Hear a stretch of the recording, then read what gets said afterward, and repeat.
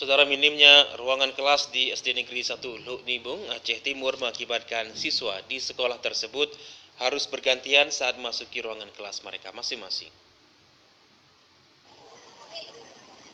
Beginilah salah satu kondisi sekolah dasar SD negeri di Aceh Timur yang butuhkan ruangan kelas belajar dan kantor Dewan Guru. Kepala Sekolah SD Negeri Luk Nibung menjelaskan bahwa saat ini ruang kelas murid dan guru butuhkan 2 ruangan yang baru. Gedung yang dibutuhkan yakni 1 unit ruangan kantor dan 2 unit ruangan kelas.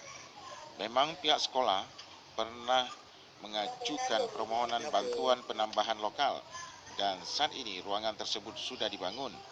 Akan tetapi karena meningkatnya pendidikan di daerah itu sehingga selalu dalam kekurangan ruang belajar.